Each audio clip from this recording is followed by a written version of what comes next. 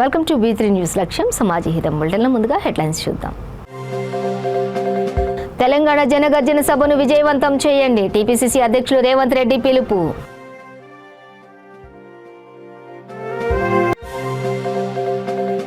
ఎన్నో మహోన్నత కార్యక్రమాలను చేపడుతున్న కేసీఆర్ కొనియాడిన కొత్తగూడెం ఎమ్మెల్యే వనమ వెంకటేశ్వరరావు. సాంప్రదాయ పద్ధతిలో అత్యంత వేడుకగా అర్జున కార్యక్రమం. నిమ్మ పండ్లను దక్కించుకునేందుకు పోటీ పడిన భక్తులు.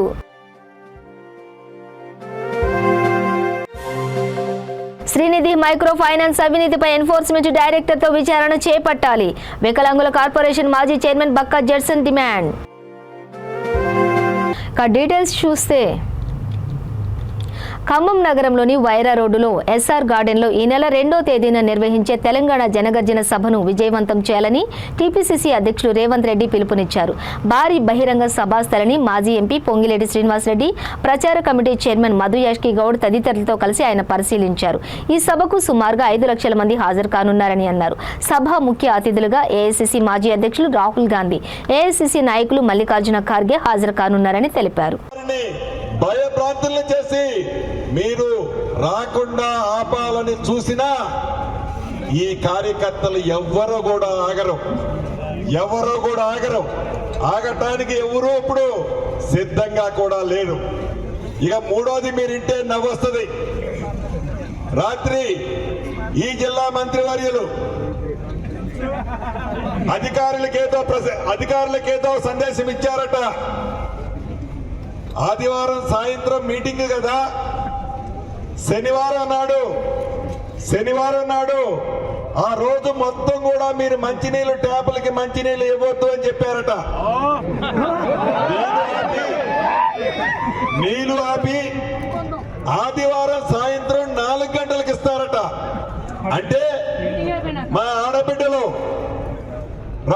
రాహుల్ గాంధీ గారిని దీవించడానికి రాకుండా ఉండాలి అనే ఒక దురుద్దేశంతో, ఒక ఆలోచనతో ఇంత నీచమైన కార్యక్రమాలు చేపడుతున్న ఈ ప్రభుత్వాన్ని ఏమనాలి, ఈ ప్రభుత్వంలో పాలు పంచుకుంటున్న మంత్రులను ఏమనాలి, అసహ్యం వేస్తుంది. చివరిగా ఒకటే చెప్తున్నాను, గోడకి బంతి ఎంత గట్టిగా కొడితే ఆ బంతి అంత స్పీడ్గా రివర్స్ వస్తుంది. రైతు గిట్టుబాటు ధర కోసం బేడీలు వేసుకున్నోళ్ళు, సామాజిక స్పృహతోని ఉద్యమాలు చేసిన వాళ్ళు ఈ జిల్లాలో లక్షలాది మంది ఉన్నారు. అందుకే నాకు సంపూర్ణంగా ఇంతకుముందు వెనకాల నుంచో మిత్రుడు అంటుడు, బస్సులు ఇస్తలేరంటే బస్సులు ఎందుకన్నా మా కాళ్ళు లేవాలి.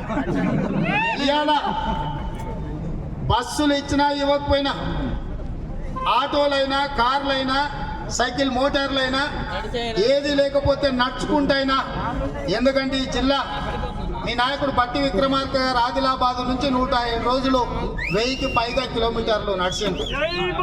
జూలై 2 నాడు ఓ 10-15 కిలోమీటర్లు 20 కిలోమీటర్లు నడవడానికి ఖమ్మం యువకులు ఎవ్వరు వెనక్కి పోతారని మేము అనుకుంటలేము. ఒకవేళ సన్నాసులు అనుకుంటే 2వ తారీఖు రాత్రి నిండా దాగి మొత్తం ఏడ్చుకుంటూ పడుకోవాలి. మీరు రాకుండా గోడలు కడితే మా యువకులు దుంకొస్తారు. ఒకవేళ రాకుండా మీరు అడ్డుకుంటే మిమ్మల్ని తొక్కుకుంటూ వస్తారు. నాకు స్పష్టంగా ఖమ్మం జిల్లా యువకుల పట్ల నమ్మకం ఉంది. మీరు అడ్డుగోడలు కడితే దూకొస్తారు, మీరే అడ్డుపడితే తొక్కుకుంటూ వస్తారు. లక్షలాది మంది ఈ గ్రౌండ్ లో ముఖ్యమంత్రి కేసీఆర్ ఎన్నో మహోన్నత కార్యక్రమాలను చేపడుతున్నారని భద్రాద్రి కొత్తగూడెం జిల్లా కొత్తగూడెం ఎమ్మెల్యే వనమ వెంకటేశ్వరరావు అన్నారు. కొత్తగూడెం ప్రభుత్వ ఆసుపత్రిలో తెలంగాణ డయాగ్నోస్టిక్ సెంటర్లో అందిస్తున్న 57 రకాల సేవలను 134 సేవలుగా నవీకరణ చేసిన సందర్భంగా జిల్లా కలెక్టర్ అనుదీప్తో కలిసి ఆయన ప్రారంభించారు. ఈ సందర్భంగా ఆయన మాట్లాడుతూ, ఒక టెస్టు నిర్వహించాలంటే 5 నుంచి 10,000 ఖర్చు అవుతున్న ఈ నేపథ్యంలో ప్రభుత్వం 134 రకాల జబ్బులకు ఉచిత పరీక్షలు నిర్వహించారు నిర్వహిస్తున్నట్లు తెలిపారు. పునర్జన్మ ప్రసాదించే డాక్టర్స్కు డాక్టర్స్ డే సందర్భంగా శుభాకాంక్షలు తెలిపారు.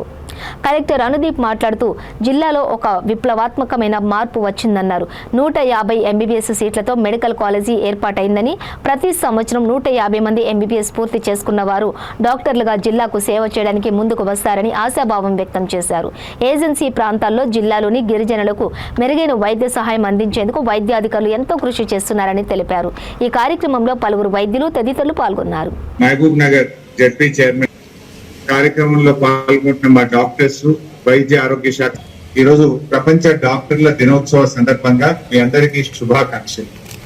ఇవాళ కరోనా సమయంలో డాక్టర్ల సేవలు చాలా అద్భుతంగా చేశారు. ఇవాళ తమ ప్రాణాలకు కూడా తెగించి డాక్టర్లు కరోనా సమయంలో అత్యుత్తమ సేవలు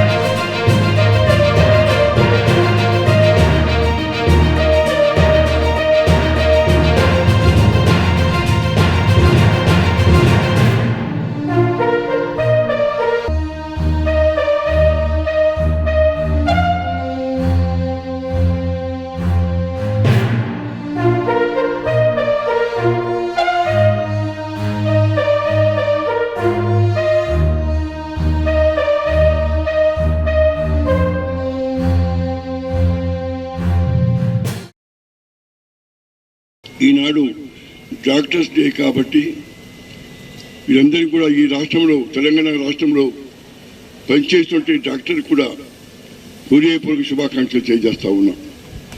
ఎందుకంటే డాక్టర్లు పునర్జన్మని ప్రసాదించేవాడు డాక్టరు. ఎందుకంటే తల్లి మనల్ని కంటది, కానీ ఏ జబ్బు వచ్చినా మనల్ని కాపాడే బాధ్యత డాక్టర్ది. అటువంటి డాక్టర్ గొప్ప పునర్జన్మ ప్రసాదించేవారు. అటువంటి డాక్టర్స్కి ఈ రోజున యావత్తు తెలంగాణ రాష్ట్రంలో డాక్టర్స్ కూడా ఉదయపూర్వక శుభాకాంక్షలు తెలియజేస్తూ, ముఖ్యంగా మన ముఖ్యమంత్రి కేసీఆర్ గారు, ఎందుకంటే ఒక మౌన్నత కార్యక్రమం ఆయన చేసింది. ఎప్పుడు ఈ సంగతి ఎప్పుడు చూసారా? మనకి మెడికల్ కాలేజీ తీసుకురావడం జరిగింది. మనం బ్రహ్మాండంగా హాస్పిటల్ కూడా కట్టుకున్నాం. ఇక్కడ కానీ పాలతో కానీ హాస్పిటల్ కట్టుకున్నాం బ్రహ్మాండంగా. మీరు అంతేకాకుండా 134 జబ్బులకి ఏ జబ్బు వచ్చినా ఒక టెస్ట్ చేయాలంటే 5,000, 6,000 అవుతుంది. పెద్ద టెస్ట్ మనకి ఒక విప్లవాత్మకమైన మార్పు రావడం జరిగింది. మెడికల్ కాలేజ్ తో పాటు ఒక అద్భుతమైన 150 ఎంబీబీఎస్ సీట్లతో మనం మొదలు పెట్టుకున్నాం. దాదాపు ఇప్పుడు 2 సంవత్సరానికి కూడా వచ్చిందని చెప్పి మీ అందరికీ తెలియజేయడానికి సంతోషిస్తా ఉన్నాను. సో అద్భుతంగా 150 మంది కొత్త డాక్టర్లని మన జిల్లాలో మనం తయారు చేస్తా ఉన్నాము. వాళ్ళందరూ కూడా నేడు పెద్దగా డాక్టర్లు అయ్యి మన జిల్లా వాసులకి మళ్ళీ సేవ చేయడానికి మన దగ్గరికి కొంతమంది ఖచ్చితంగా వస్తారని చెప్పేసి నేను ఆశ వ్యక్తం చేస్తా ఉన్నాను. దీంతో పాటుగా మనము డిహెచ్ పబ్లిక్ హెల్త్ సైడ్ నుంచి కూడా ఎన్నో కొత్త రకాలైనటువంటి పరీక్షలు కొత్త మనము చేస్తా ఉన్నాం. న్యూట్రిషన్ కిట్ కానివ్వండి, కేసీఆర్ కిట్లు కానివ్వండి, మనం అనీమియా చెకప్ కానివ్వండి, ఇట్లా సీజనల్ డిజీజెస్ కంట్రోల్ కానివ్వండి, ఇట్లా తదితర ప్రోగ్రామ్స్ అన్ని కూడా పకడ్బందీగా నిర్వహిస్తూ ఏజెన్సీ మారుమూల ప్రాంతమైన మన కొత్తగూడెం జిల్లాలో మన గిరిజన ఆదివాసులకి మెరుగైన వైద్యం అందించే దిశగా మన ఆఫీసర్లు అందరూ కూడా పనిచేస్తా ఉన్నారు. నా రిక్వెస్ట్ డిఎంహెచ్ఓ గారికి, మీరు ఇందాక మంత్రి గారు చెప్పినట్టు ఓపీలో మనకు వచ్చే ఓపీలో ఖచ్చితంగా ఒక టార్గెట్ లాగా ఫిక్స్ చేసుకొని శ్రీకాళహస్తి దేవస్థానం అనుబంధ ఆలయమైన శ్రీ ద్రౌపది సమేత ధర్మరాజు స్వామి వార్షిక బ్రహ్మోత్సవాల్లో అర్జున కార్యక్రమాన్ని సాంప్రదాయ పద్ధతిలో అత్యంత వేడుకగా జరిపారు. అర్జున స్వామి ఉత్సవమూర్తిని దివ్య అలంకారాలు చేసి ఆలయం నుంచి ఊరేగింపుగా ఆలయ ఆవరణలో తాటి చెట్టు వద్దకు తీసుకుని వచ్చి కొలువు తీర్చి విశేష పూజలు జరిపారు. అర్జున్ వేషధారుడు పాండవ కుటుంబ సభ్యులు కీర్తనలు ఆలపిస్తూ అర్జునుడు పశుపతాస్త్రం కోసం తపస్సు ఆచరించే వైనాన్ని ప్రదర్శించారు. అర్జునుడి వేషధారుడికి పైకి వెళ్లి శివయ్యను ప్రార్థించి పశుపతాస్త్రం పొంది అనంతరం భక్తుల కోసం నిమ్మ పండ్లను చెట్టుపై నుంచి విసరగా భక్తులు వాటిని అందుకునే ప్రయత్నం చేశారు. ఇక నిమ్మ పండు కోసం నిమ్మ పండుని దక్కించుకుని సేవిస్తే సంతానం కలుగుతుందని భక్తుల విశ్వాసం. వాటి కోసం భక్తులు పోటీలు పడి మరీ దక్కించుకునే ప్రయత్నం చేశారు. ఈ సందర్భంగా తోపులాట చేసుకున్న భక్తులు లెక్క చేయకుండా నిమ్మ పండ్ల కోసం ప్రయత్నం చేశారు. అయితే ఈ సందర్భంగా దేవస్థానం చైర్మన్ అంజూరి శ్రీనివాసులు మాట్లాడుతూ ఉత్సవాలు సంస్కృతి సాంప్రదాయాలకు అద్దం పడతాయన్నారు. ఈ కార్యక్రమంలో ఆలయ ఏఈఓ సాగర్ బాబు, వైసీపీ నాయకురాలు పవిత్రారెడ్డి, సభ్యులు, అధికారులు పాల్గొన్నారు.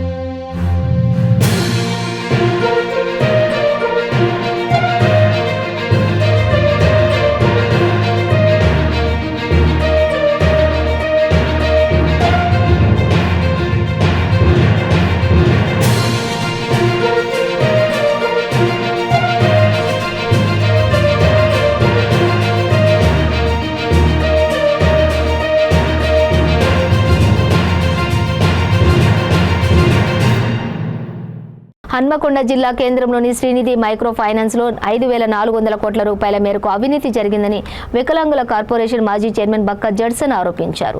హన్మకొండలోని కాంగ్రెస్ పార్టీ జిల్లా కార్యాలయంలో ఏర్పాటు చేసిన మీడియా సమావేశంలో ఆయన మాట్లాడుతూ మైక్రో ఫైనాన్స్ సంస్థల ఆర్థిక దోపిడీ నుంచి రక్షించడానికి 2011లో శ్రీనిధి సంస్థను కాంగ్రెస్ ఏర్పాటు చేసిందని తెలిపారు.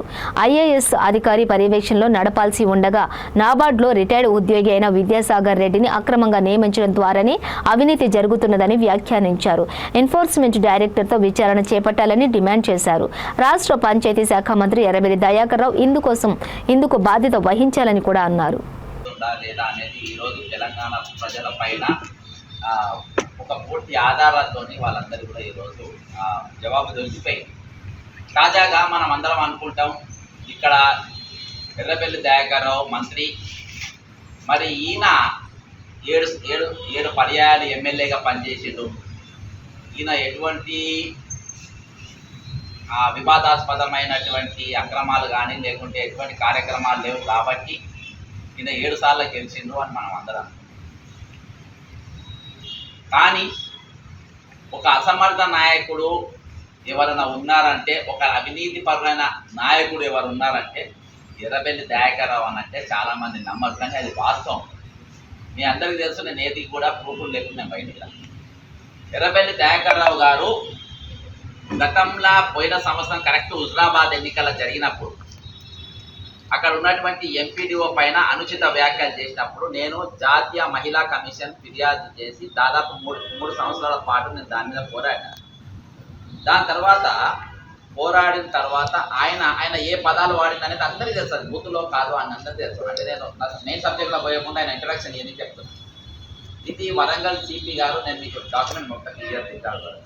వరంగల్ సిపి గారు మహిళా కమిషన్కు అవి ప్రోత్సాహపరిచే పదాలు వాడిండు. ఎర్రబెల్లి దయాకర్ మంచి పదాలు వాడలేదు. నెంబర్ 1. నెంబర్ 2, ఇదే వరంగల్ సిపి గారు అప్పుడు ఇప్పుడున్న కాదు, ఇగో ఇది మహిళా కమిషన్ సిపి నడి. తర్వాత ఇది సిపి గారు నా మీద కోర్టుకి ఇచ్చింది. ఏమని ఇచ్చిందంటే జడ్సన్ అంటోడు బ్లాక్ మెయిలరు, జడ్సన్ అంటోడు ఎంఆర్పిఎస్లో పనిచేసేది, జడ్సన్ అంటే అన్ని తప్పులు అబద్ధాలు.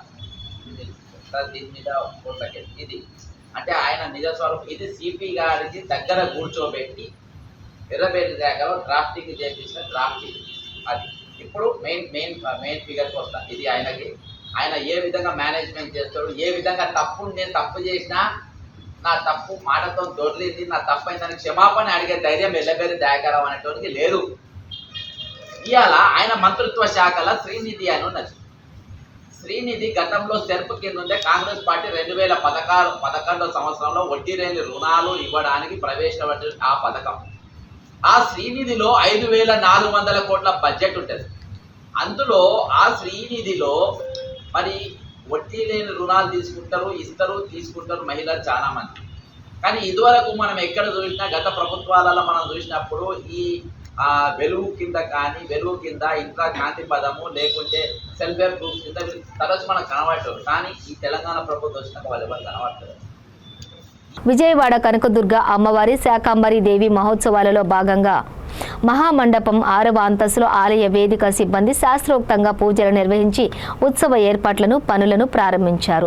ఆలయ trust board chairman Karnati Rambabu, ఆలయ కార్యనిర్వహణాధికారి దుర్భముళ్ల బ్రహ్మరాంబ ఈ పనులను ప్రారంభించారు. ఈ ఉత్సవాలు 3 రోజుల పాటు కొనసాగుతాయి. ఈ కార్యక్రమంలో ఆలయ స్థానాచార్యులు విష్ణుభట్ల శివప్రసాద్ శర్మ, ట్రస్ట్ బోర్డు సభ్యులు బచ్చు మాధవీకృష్ణ, కేసరి నాగమణి, వేదిక సిబ్బంది, కార్యనిర్వాహక ఇంజనీర్ లింగం రమాదేవి, సహాయ కార్యనిర్వహణాధికారి పి చంద్రశేఖర్ సిబ్బంది పాల్గొన్నారు.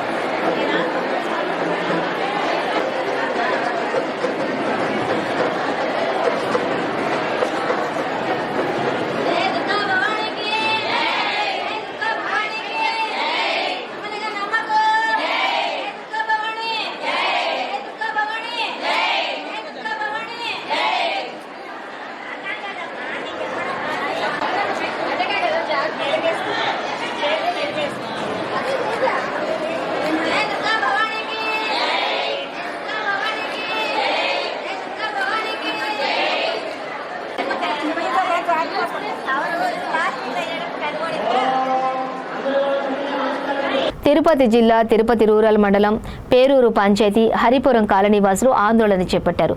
సర్వే నంబర్ 531/2లో సుమారు 4 ఎకరాల పల్లెవారి కసం కాలువకు కట్ట ఉందంటూ కొందరు దౌర్జన్యం చేస్తున్నారు. ఇక ఈ ఆరోపణలో కాలువ నిర్మించాలంటూ 100 మంది రౌడీలతో వచ్చి 14 ఇళ్లు నేలమట్టం చేశారని వాపోయారు. కోర్టుకు వెళ్లి స్టే తెచ్చుకున్నాం. అర్ధరాత్రుల్లో జేసీబీలు తీసుకుని వచ్చి దౌర్జన్యం చేస్తున్నారని ఆరోపించారు. గత 30 ఏళ్లుగా పక్కా గృహాలు నిర్మించుకొని ఇంటి పన్నులు, కరెంటు ఛార్జీలు చెల్లిస్తున్నామని తెలిపారు. తరచుగా ఇబ్బందులకు గురి చేస్తుంటే ఎస్పీ, డీఎస్పీలకు ఫిర్యాదు చేశామని, పరిశీలించి న్యాయం చేస్తామని చెప్పారని అన్నారు. అయినా అర్ధరాత్రి మళ్లీ జేసీబీలు తీసుకుని వచ్చారని, ఈ విధంగా చేస్తున్నారని అధికారులు స్పందించి న్యాయం చేయాలని వేడుకుంటున్నారు. అధికారుల దృష్టికి తీసుకెళ్లి మాట్లాడి కలెక్టర్ గారి దృష్టికి అయితేనేమి, ఎస్పీ గారి దృష్టికి అయితేనేమి తీసుకుపోయినాం జరిగింది. తర్వాత ఆ ఇల్లు ఏదైతే చేసినారో ఆ ఇండ్లకు సంబంధించినటువంటి హైకోర్టుకి వెళ్ళి హైకోర్టులో పిటిషన్ ఇచ్చి హైకోర్టు ద్వారా స్టేటస్ కో తీసుకురావడం జరిగింది. ఇప్పుడు దాదాపుగా ఈ 3 ఎకరాల 94 సర్వే నెంబర్లో 3 ఎకరాల 94 సెంట్లలో దాదాపుగా 34 స్టేలు ఉన్నాయి. 34 ఇండ్లు ఉన్నాయి. ఆ 34 ఇండ్లకు కూడా స్టే ఉంది.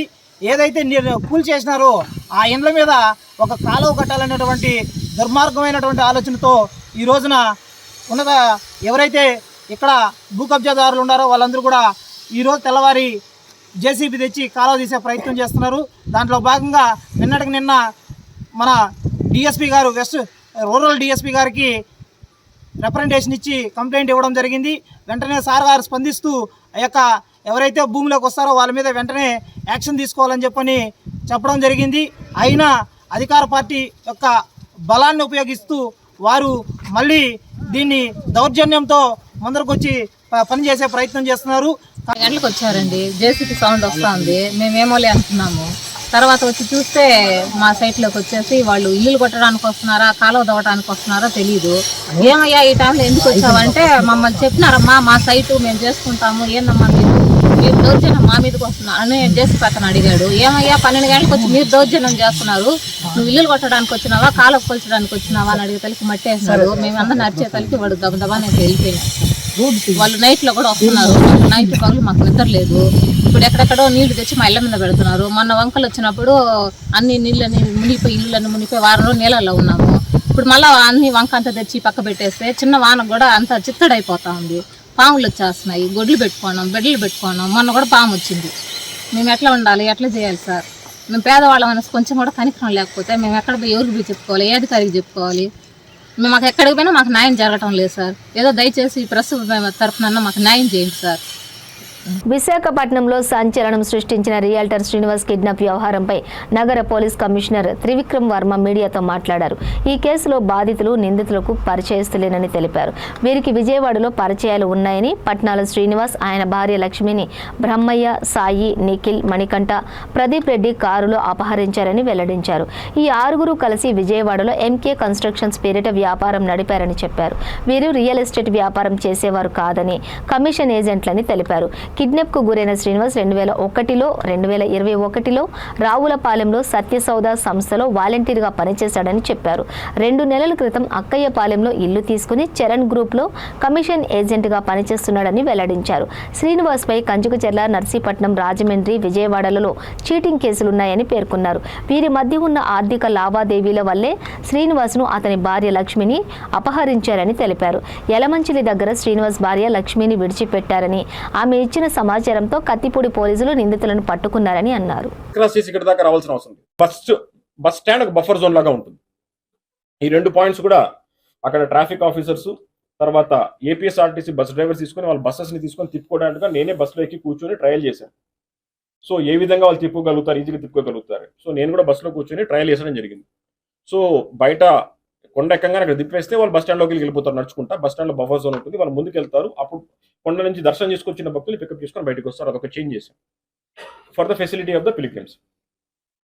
సెకండ్, మనకు తొలిపావంచ దగ్గర ఎక్కువ క్యూస్ అరేంజ్ చేయడం జరిగింది. లాస్ట్ టైం ఎక్కువ క్యూస్ అరేంజ్ చేయడం జరిగింది ప్రజలకు ఎక్కువ రావడానికి. తర్వాత పుష్కరణి రోడ్ కూడా చెక్ చేసాం. పుష్కరణి రోడ్ నుంచి చెక్ చేసుకొని అక్కడి నుంచి వెనక నుంచి కూడా తీసుకొచ్చేటట్టుగా ప్లాన్ చేసాం. తర్వాత టెంపుల్ అథారిటీస్ ఏం చెప్పారంటే, ఈ సంవత్సరం న్యూ ఘాట్ రోడ్ దగ్గర కూడా అక్కడ టెంపుల్ కోకోనట్ బ్రేకింగ్ పాయింట్ పెడుతున్నామని చెప్పారు. అది కూడా మేము క్రియేట్ చేసి అక్కడ కూడా బందోబస్తు వేస్తున్నాం. సో దీంట్లో వచ్చిన అడ్వాంటేజ్ ఏంటంటే ఇటుపక్క సోంట్యము తర్వాత విజయనగరం నుంచి వచ్చిన భక్తులు మళ్ళీ పుష్కరిణి వైపు పోకుండా ముందుకెళ్తూ, అంటే వాళ్ళు ముందు బ్యాక్ వెళ్ళిపోయి మళ్ళీ తొలిపోవంచ దగ్గర టెంకాయ కొట్టి మళ్ళీ ముందుకు వచ్చే బదులు ఇక్కడ కూడా ఒక పాయింట్ పెట్టారు. టెంపుల్ అథారిటీస్ ప్రీస్ట్ వాళ్ళంతా వెరిఫై చేసి అక్కడ పెట్టడం చెప్పడం జరిగింది. సో వాళ్ళకి ఫెసిలిటీగా ఉంటుంది కనుక అక్కడ కూడా మేము బందోబస్తు చేసుకొని అక్కడ కూడా టెంపరీ బ్రోకింగ్ పాయింట్ పెట్టడం వల్ల ప్రజలు అట్లే 32 కిలోమీటర్స్ నడవాలి కదా వాళ్ళు. సో అది కూడా వాళ్ళకి ఈజీ అవుతుందని చెప్పేసి అక్కడ కూడా మేము బందోబస్తు ఏర్పాటు చేసుకొని ఏమేమి అక్కడైతే తొలిపావంచలో ఏం పెట్టామో అదే ఫెసిలిటీస్ అంతా కూడా న్యూ ఘాట్ బ్రిడ్జ్ దగ్గర ఎక్కడైతే వాళ్ళు ఐడెంటిఫై చేసినారో స్పాట్ అక్కడ కూడా అన్ని బందోబస్తు ఏర్పాటు చేసుకోవడం జరిగింది. కిడ్నాపులు కలకలం తర్వాత గన్ లైసెన్స్కు పెరిగిపోయిన ఫ్యాక్ట్స్ అని చెప్పేసి దయచేసి మాతో క్రాస్ చెక్ చేసుకోండి. మేము ఫ్యాక్ట్స్ చెప్తాము. మా దగ్గర ఉన్న రికార్డ్స్ ఎనీ టైం అవే రికార్డ్స్ ఉంటాయి. ఆర్టీఏ కింద కూడా మీరు తీసుకోవచ్చు. ఇప్పటిదాకా విశాఖపట్నంలో మనకు మొదటి నుంచి ఏజ్ ఫ్రమ్ ద బిగినింగ్ తీసుకుంటే 620 వెపన్సే ఉన్నాయి యాజ్ పర్ అవర్ రికార్డ్స్. ఎప్పుడు మొదటి నుంచి కూడా పోలీస్ డిపార్ట్మెంట్ 620 వెపన్స్ శాంక్షన్ చేశారు. గత 3 సంవత్సరాలు 2020, 2021, 2022 కొత్త అప్లికేషన్లు వచ్చినటివి 5. 2023లో 10 అప్లికేషన్స్ వచ్చాయి. కుల వివక్షను రూపుమాపాలంటే ప్రతి ఒక్కరూ డాక్టర్ బాబాసాహెబ్ అంబేద్కర్ సూచించిన మార్గంలో నడవాలని బాపట్ల జిల్లా కర్లపాలెం మండలం నల్లమోతువారిపాలెం ఎంపీటీసీ తాండ్ర సాంబశివరావు అన్నారు.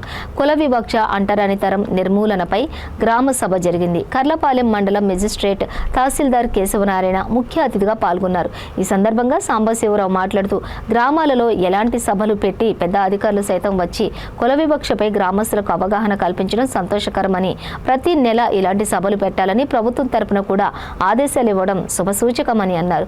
ఈ కార్యక్రమంలో EO PRD Elishababu, social welfare department విభాగం నుండి రాహేలు, సెక్రటరీ వెంకటేశ్వరరావు, ఏపీఎం శ్రీనివాసరెడ్డి, సచివాలయం సిబ్బంది, వాలంటీర్లు పెద్ద సంఖ్యలో గ్రామస్తులు పాల్గొన్నారు.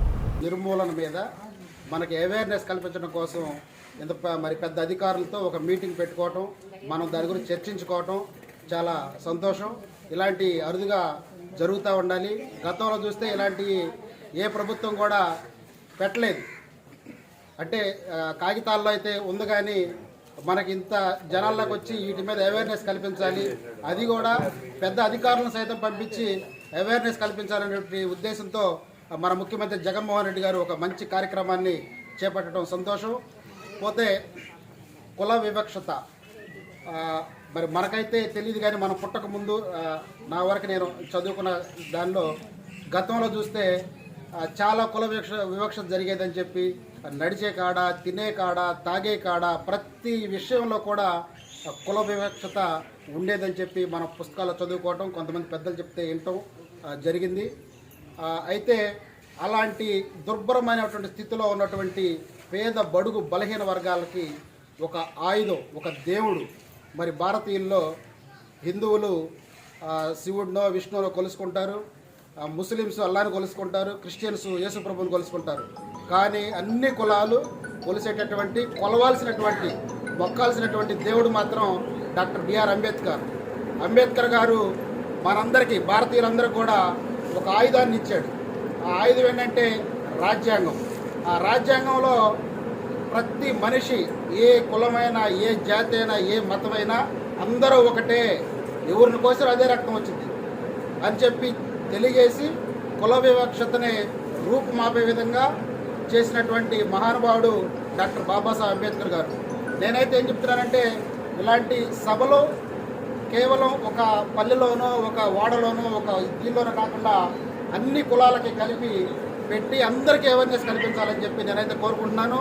నెక్స్ట్ రాబోయే మీటింగ్లో అన్ని కులాలకి, అన్ని మతాలని కలిపి కూడా మన గ్రామం చక్కగా ఓ చాట కూర్చొని ఎట్లాగైతే గ్రామ సభలో కూర్చుంటామో అదేవిధంగా కూర్చొని ఈ కుల వివక్షత మీద మహానుభావుడు డాక్టర్ బాబాసాహెబ్ అంబేద్కర్ గారు. నేనైతే ఏం చెప్తున్నానంటే, ఇలాంటి సభలు కేవలం ఒక పల్లెలోనో, ఒక వాడలోనో, ఒక దీనిలోనో కాకుండా అన్ని కులాలకి కలిపి పెట్టి అందరికీ అవేర్నెస్ కల్పించాలని చెప్పి నేనైతే కోరుకుంటున్నాను. నెక్స్ట్ రాబోయే మీటింగ్లో అన్ని కులాలకి, అన్ని మతాలని కలిపి కూడా మన గ్రామం చక్కగా ఓ చాట కూర్చొని ఎట్లాగైతే గ్రామ సభలో కూర్చుంటామో అదేవిధంగా కూర్చొని ఈ కుల వివక్షత మీద చర్చించుకుందాం, ఇంకా అవేర్నెస్ కల్పించుకుందాం. మన గ్రామంలో అయితే అది లేదు. నేనైతే మన బిడ్డలకి, మన గ్రామస్తులు ఒకటే చెప్తున్నాను, ఈ విషయాలన్నీ మీ అందరికి తెలిసిందే. మీ నాన్నలాగో, మీ అన్నలాగో, మీ తండ్రిలాగో, మీ బాబాయ్ లాగో మా నాన్న కూడా ఒక కూలి మనిషి, రైతు కూలి, మీ అందరితో పాటే ఉన్నాడు.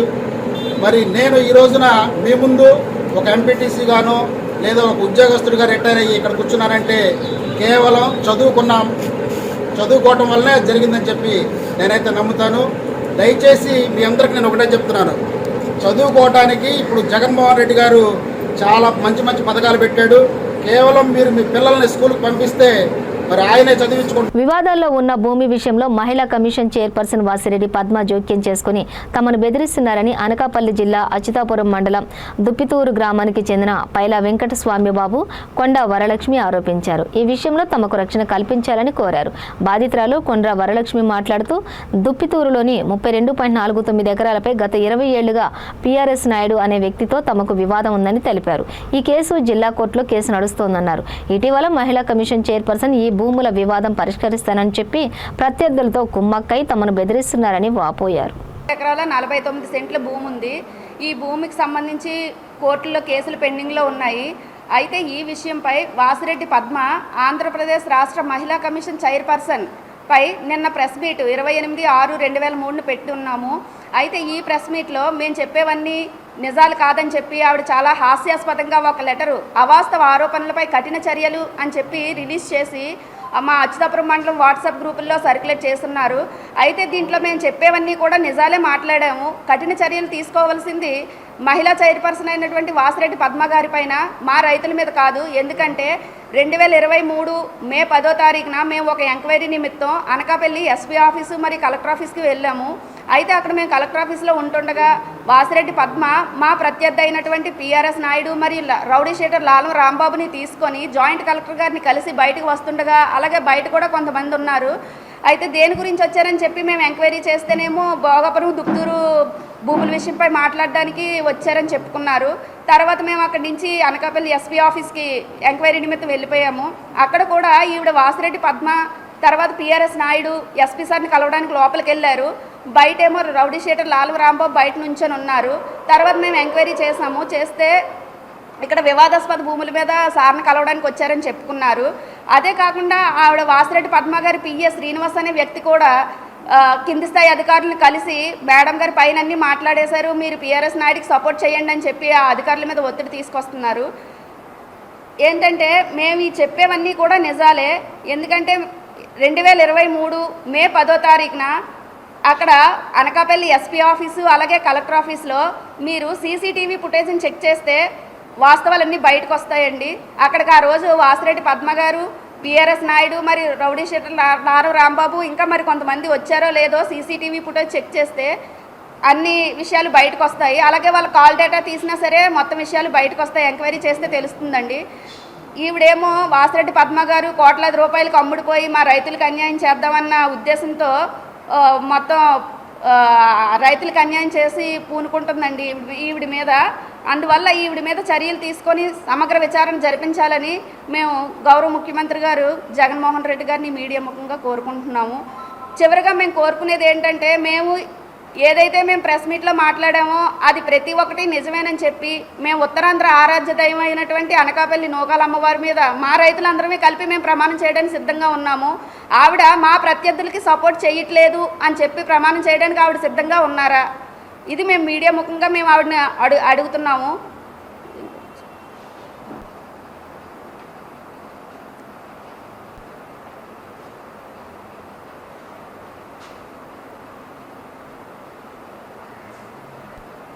అంబేద్కర్ కోనసీమ జిల్లా అమలాపురం మండలం వేమవరంలో అగ్ని ప్రమాదం చోటు చేసుకుంది.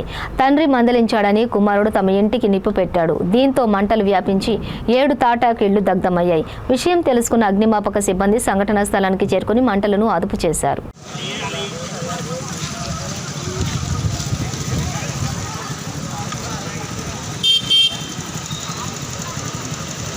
బులెటిన్ ముగించే ముందు హెడ్లైన్స్ మరోసారి. తెలంగాణ జనగర్జన సభను విజయవంతం చేయండి, టీపీసీసీ అధ్యక్షులు రేవంత్ రెడ్డి పిలుపు.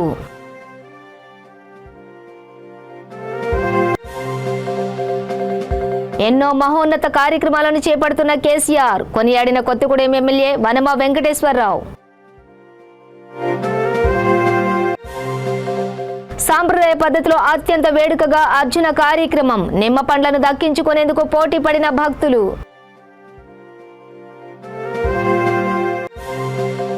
శ్రీనిధి మైక్రో ఫైనాన్స్ అవినీతిపై ఎన్ఫోర్స్మెంట్ డైరెక్టర్తో విచారణ చేపట్టాలి, వికలాంగుల కార్పొరేషన్ మాజీ చైర్మన్ బక్కా జడ్సన్ డిమాండ్. బులెటిన్ షార్ట్ బ్రేక్ తీసుకుందాం. Welcome back to V3 news. ఇవి బులెటిన్ డీటెయిల్స్. చూస్తూనే ఉండండి V3 న్యూస్, లక్ష్యం సమాజ హితం.